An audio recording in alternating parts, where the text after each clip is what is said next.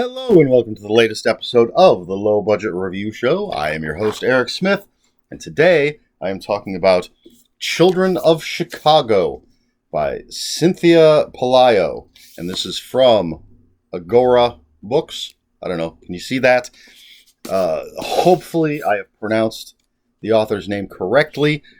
I did a book haul video where I showed this when I got it, and I said Pelayo, but then I checked online, and the thing that I found for pronunciation said Pelayo. So I have no idea. I'm going to go with Pelayo because that's what the internet told me.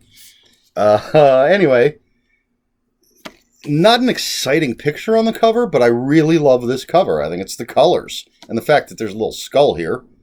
You know, you got to like the skull. But the colors are they pop. I love them. It's a great cover. But let's talk about the book itself. So, our main character is Detective Lauren Medina. She's a cop in Chicago, and she's called to the site of a homicide in Humboldt Park where a young woman was shot. A couple other people were wounded. But she sees spray painted on the ground underneath the body. It says, "Pay the Piper?" Or Pied Piper? It says one of those things. Now I'm not remembering. I'm taking it. You can see. I'm looking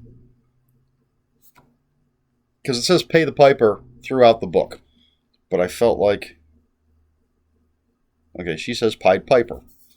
Either way, anyway, it doesn't matter. I'm getting off track. So she sees this Pied Piper spray painted on the ground underneath the body of the victim, and shenanigans ensue. That's barely a nutshell. So, yes, this is a horror novel. This is a fairy tale. This is a love letter to Chicago, which I was not sure about. I felt that it was, but then I was like, I don't know, but was that the author's intent? And then I just recently reread the flap, and it does say a love letter to the underworld of Chicago. So, I'm going to call it a love letter to Chicago. All right, so this is the first book I have read by Cynthia Pelayo. And as always, I was a little nervous. First time I'm reading this author, I have no idea what her style is going to be, how well she tells a story, and I don't know what I was nervous about. This is fantastic. It is incredibly well written. The characters are fantastic. There are twists and turns.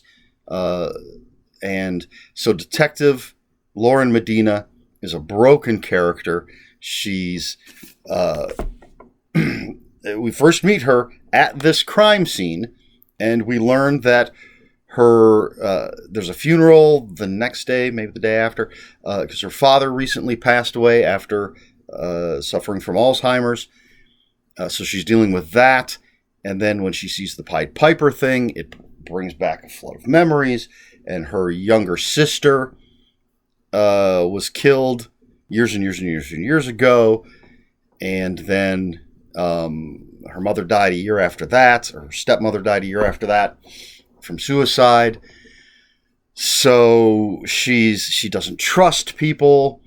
She doesn't get close to people. Oh, she just recently got divorced. So she definitely does not get close to people, does not trust people. Her a lot of people on the police force don't like her. They think she attained her position at such a young age because her father was a detective on the force. The guy that she's had as a partner for the past year was her father's old partner, but he's retiring, and she's going to be stuck with this new partner that she does not get along with. She's discharged her weapon a few times and killed suspects, so the public doesn't like her. So she's a very complicated character, and she's so well written. I really, really like the way the character is developed, the way she progresses through the story. And then the her partner that's going to be retiring in a couple of days and moving out of state is an interesting old man, and we meet his wife, and he's got a son who's in college. He's in it a little bit. Her new partner Van is a well-drawn character, and then we have some high school students, and excuse me, they're really interesting, and there are some things I want to say about them that I can't, because I don't want to spoil anything. But there are some things that happen that really surprised me, shook me up a little bit. I did the story went in directions I did not expect, which was great. I love it when that happens. And then as far as the love letter to Chicago, there's a lot of Chicago history in this book.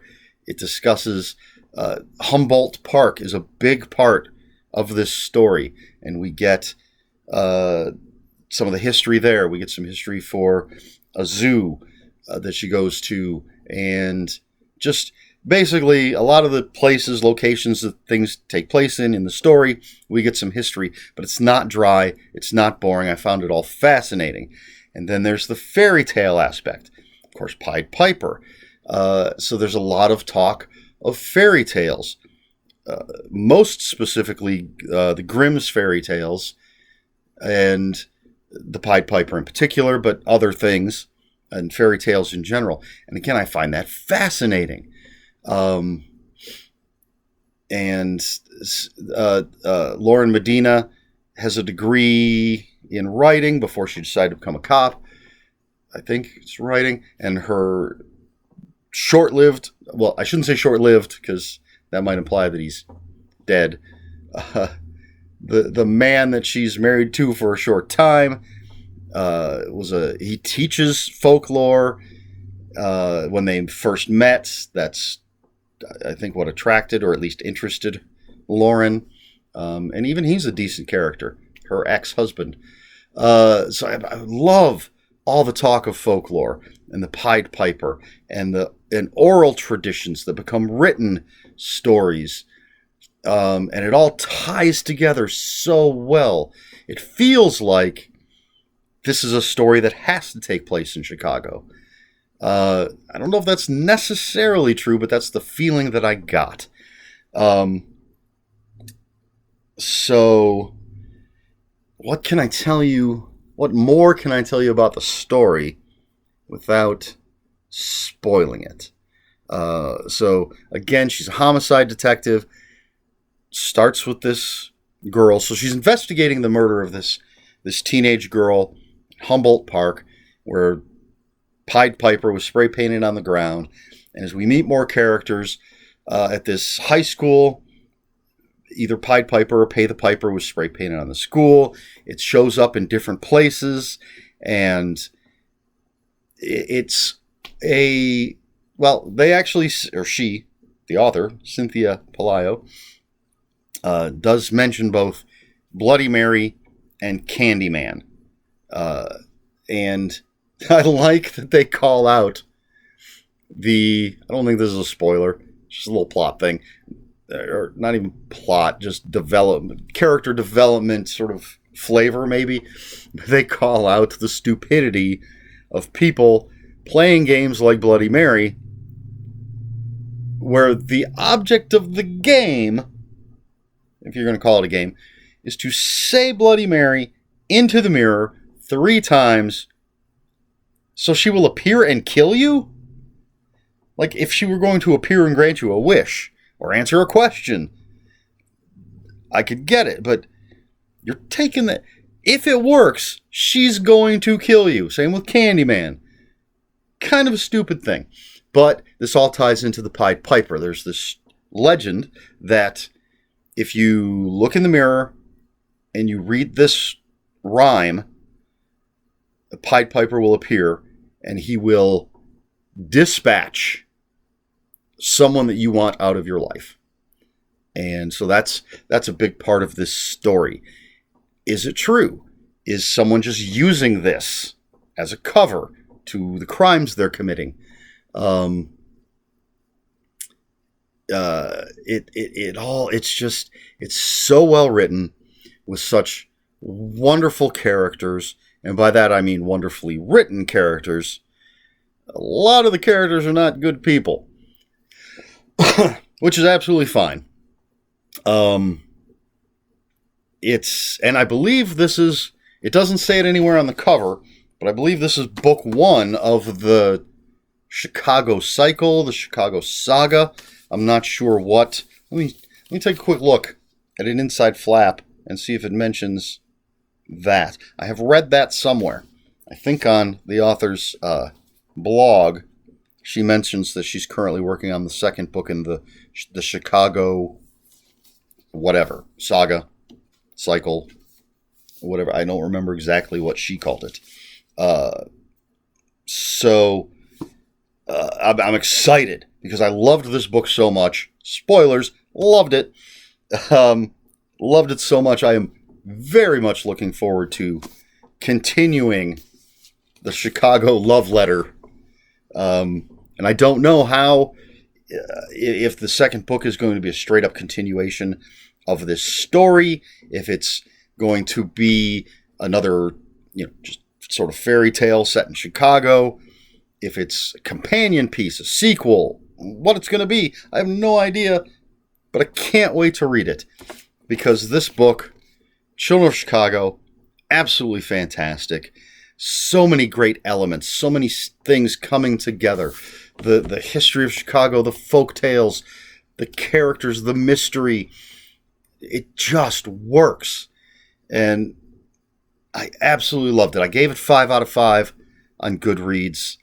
If I could have, would have gone up to 5.5 out of 5, because that's how good this is. It's another book that sort of breaks the laws of mathematics by being 5.5 stars out of 5 good. That's how good it is. I just recently got a little sort of chapbook, I think, from the author, something brand new that she had, and I'm going to pick up whatever I can. This was fantastic. I cannot wait to see what she does next. So, have I covered everything? I think so. Being a mystery and a horror story.